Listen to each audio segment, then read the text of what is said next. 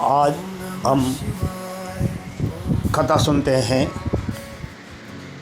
तुलसी की उत्पत्ति और शंख की उत्पत्ति। तो एक समय की बात है कि दम्भ नामक दैत्य जो कश्यप ऋषि का पोता था, उसके कोई संतान नहीं थी, तो वो बहुत दुखी रहता था और चिंतामग्न रहता था। इसी चिंता के चलते हुए वो उसके गुरु जो शुक्राचार्य जी थे उनके पास गया और उनसे निवेदन किया कि गुरुदेव, मेरे कोई संतान नहीं है, आप ऐसा कोई आशीर्वाद दीजिए जिससे मेरे संतान हो जाए। तब शुक्राचार्य जी ने ध्यान लगा कर देखा और दम्भ दानवों को बताया कि तुम भगवान कृष्ण की तपस्या करो।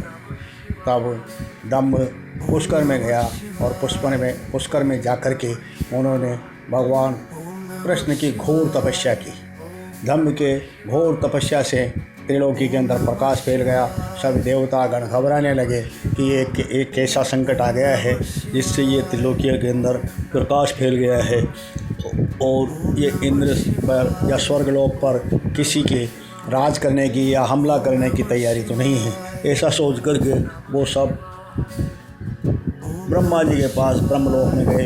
ब्रह्मलोक में जाकर के उन्होंने ब्रह्मा जी से निवेदन किया कि हे ब्रह्मदेव, आप हमारे सबके पितामह हैं, हमको इस संकट से उबारने की कृपा करें। तब ब्रह्मा जी ने उनको परामर्श दिया कि तुम वैकुंठ में विष्णु के पास जाइए और विष्णु जी श्री हरि तुम्हारा इसका निवारण करेंगे। तब सभी देवताओं ने कहा कि आप भी हमारे साथ चलिए। तो ब्रह्मा जी भी उनके साथ चल दिए और श्री हरि जी के पास विष्णु लोग वैकुंठ में पहुँचे।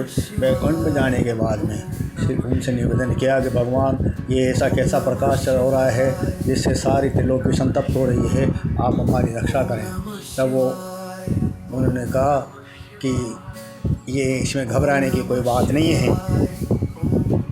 दम्भ नामक एक दैत्य है जिसके पुत्र नहीं हैं, तो वो तो एक संतान उत्पत्ति के लिए तपस्या कर रहा है, इसका शीघ्र ही निवारण हो जाएगा। सब देवता अपने अपने स्थान को चले गए और भगवान विष्णु ने वहाँ जाकर के दम्भ को दर्शन दिया और कहा कि दम्भ, तुम्हारी तपस्या सफल हुई और तुम वरदान मांगो, मैं वरदान दूँगा। तब दम्भ ने कहा, भगवान, मुझे कुछ नहीं चाहिए, मुझे एक ऐसी संतान दो जो कृष्ण भक्त हो और देवताओं से अजय हो। तथास्तु कह करके भगवान विष्णु अपने विष्णुलोक को चले गए। इसके पश्चात दम्भ दैत्य के एक संतान उत्पन्न हुई, एक पुत्र पैदा हुआ जिसका बहुत ही तेज था, बलशाली था, शौर्यशाली था और उसका नाम दम्भ ने शंखचूड़ रखा। शंखचूड़ शीघ्र ही बढ़ने लगा और जब वो बड़ा हुआ तो उसने भगवान की तपस्या शुरू कर दी। उसने पुष्कर में जाकर के भगवान श्री हरि की तपस्या में संलग्न हो गया। जब भगवान शंकर की तपस्या वर्षों तक तपस्या की, काफ़ी समय तक तपस्या करने लगे। ब्रह्मा जी की तपस्या करते करते उसको कई वर्ष बीत गए। तब ब्रह्मा प्रसन्न होकर के उसके पास पहुँचे और उसको दर्शन दिया। शंखचूड़ को दर्शन देने के बाद मुझसे कहा कि शंखचूड़, तुम्हारी तपस्या सफल हो गई, मेरे से वरदान मांगो। तब शंखचूड़ ने कहा कि मुझे अगर भगवान वरदान देना चाहते हैं तो ऐसा वरदान दो कि मैं त्रिलोकी में किसी देवता से जीता नहीं जाऊं, मैं देवताओं में अजय रहूं। जब ब्रह्मा जी ने उसको तथास्तु कहकर के वरदान दिया और श्री कृष्ण का दिव्य कृष्ण कवच उसको प्रदान किया, जिसको शंखचूड़ ने पुष्कर में ही अपने गले में बांध लिया। और उसके बाद में ब्रह्मा जी ने शंखचूड़ से कहा कि शंखचूड़, तुम ऐसा करो, तुम बद्री वन में जाओ और बद्री वन में धर्मध्वज की पुत्री तुलसी जो सकाम भाव से तपस्या कर रही है, उसके साथ जाकर के उससे शादी करो। तो सब और ये कह कर के ब्रह्मा जी वहाँ अंतर्ध्यान हो गए। शंखचूड़ वहाँ से चला, बद्रीवन पहुँचा, जहाँ पर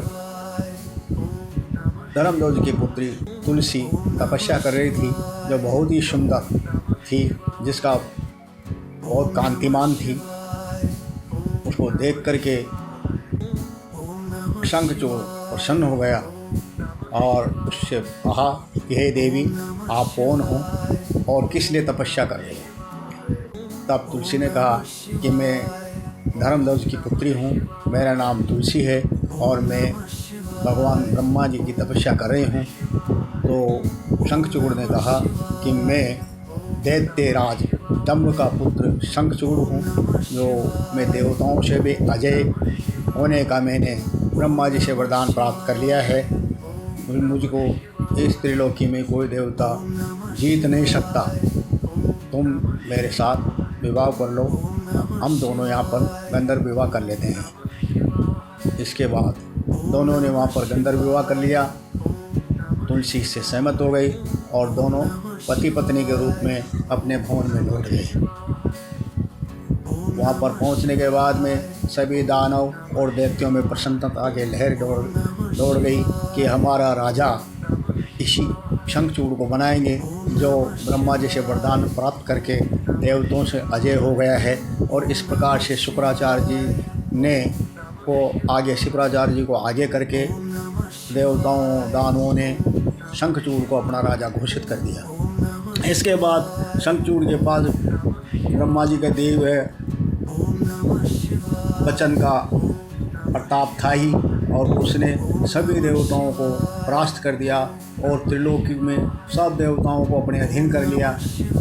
यहाँ तक कि इंद्रासन पर भी अपना अधिकार जमा लिया और इंद्रलोक में इंद्र बन करके वहाँ पर अपना शासन करने लगा। सभी सृष्टि पर उसका शासन हो गया। उसके शासन काल में वो क्यों कृष्ण भक्त तो था ही, तो धर्म के साथ शासन चलाता था।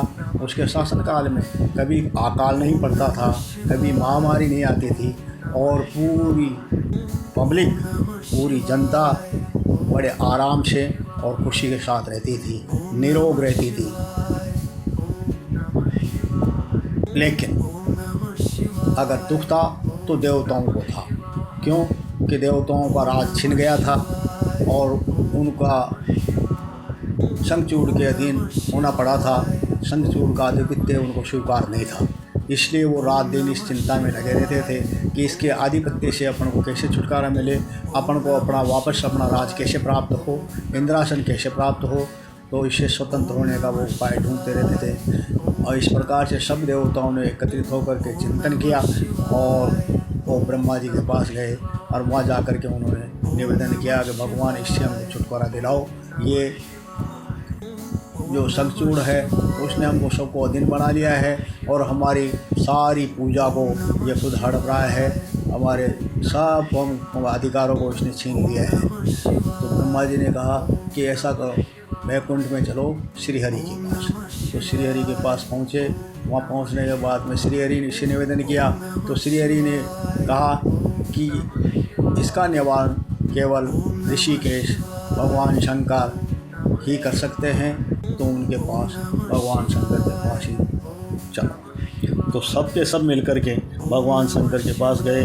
भगवान शिव ने शिवलोक में पहुंचने के बाद में उनको दर्शन दिया और वो भगवान शिव की इन्होंने स्तुति की। सभी देवताओं ने निवेदन किया, भक्ति की, पूजा की, भगवान शिव को प्रसन्न किया। और प्रसन्न करने के बाद में शिव भगवान ने, शंकर भोलेनाथ ने इनसे पूछा कि भाई देवताओं, आप सबका कैसे आना हुआ है। तो सभी देवताओं ने कहा भगवान, इस एक शंखचूड़ नामक महादैत्य हुआ है जिसने हम सारी देवताओं को परास्त कर दिया है और हमारा इंद्रासन भी छीन लिया है और हमारा राजा बनकर के हमारे ऊपर राज कर रहा है। हमको उसका आधिपत्य स्वीकार नहीं है। आपकी कृपा हो जाए तो हमारा संकट दूर हो जाए, हमारा राज हमको वापस मिल जाए। भगवान शंकर ने कहा कि ऐसा करो, तुम अपने अपने स्थान को जाओ, मैं इसका निवारण करता हूँ। सभी देवता लोग अपने अपने स्थान को चले गए और भगवान शिव अपनी सेना लेकर के, जिनके साथ सारे उनके गण और आठों वसु, आदित्य और दिव्येनु और जगदम्बा के काली, भद्रकाली, कपालिनी, चंडी, ये सब के सब भूत पिशाच सब सेना मय हथियार अस्त्रपाती के लेस होकर के उसे शंखचूड़ को परास्त करने के लिए वहाँ से रवाना हो गए। वहाँ से पहुँचने के बाद में शंखचूड़ को पास में भगवान शिव ने अपना गण भेजा उसको समझाने के लिए। जब वो गण गया, गण जा कर के उसने शंखचूड़ से कहा कि भगवान शंकर का आदेश है कि तुम देवताओं का राज्य वापस कर दो और भगवान शिव की शरण में पहुँच जाओ। शंखचूड़ वहाँ से रथ में बैठ करके अपनी सेना साथ लेकर के वहाँ पर पहुँच गया और भगवान शंकर के जा कर के भूमि पर चरणों में नमस्कार किया। नमस्कार करने के बाद वापस अपने रथ में आके बैठ गया और उसने कहा कि भगवान शिव भोलेनाथ, मैं मेरा राज्य वापस नहीं दूंगा और मैं युद्ध के लिए तैयार हूँ। जितना होने के बाद में काफ़ी दिनों तक युद्ध चला। पहले वीरभद्र ने युद्ध किया, उसके बाद काली ने युद्ध किया, भद्रकाली ने युद्ध किया। तत्पश्चात भगवान शंकर ने काफ़ी दिनों तक उसका शंखचूड़ का उनका युद्ध चलता रहा। अंत तो गत्वा भगवान शिव को क्रोध आ गया और उन्होंने अपना त्रिशूल हाथ में ले लिया। त्रिशूल हाथ में लेते ही प्रज्वलित हो उठा और सारा संसार हाँ करने लगा। देवता लोग भी घबरा गए और ऊपर से आकाशवाणी हुई कि हे शिव, हरि हर, ये शंखचूड़ आपके अस्त्र से अभी मारा नहीं जा सकता, क्यों कि इसकी पत्नी सती है और इसके गले में जो दिव्य कृष्ण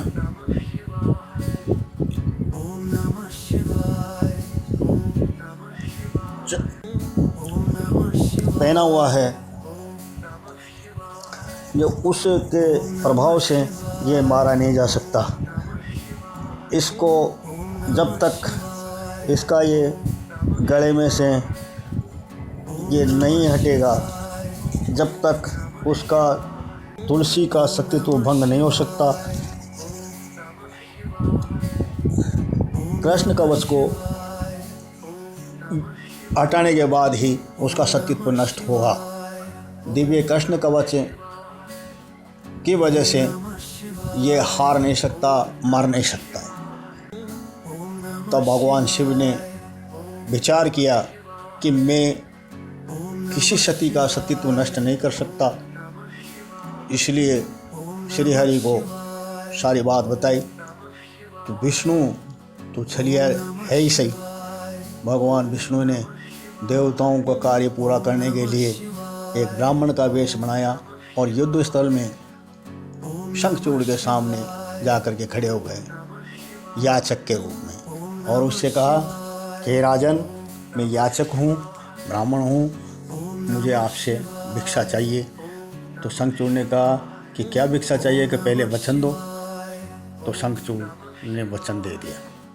वचन देने के बाद में उन्होंने उस जो श्रीहरि विष्णु जो ब्राह्मण के वेश में थे, उसने शंखचूड़ का कृष्ण कवच ही भिक्षा में मांग लिया,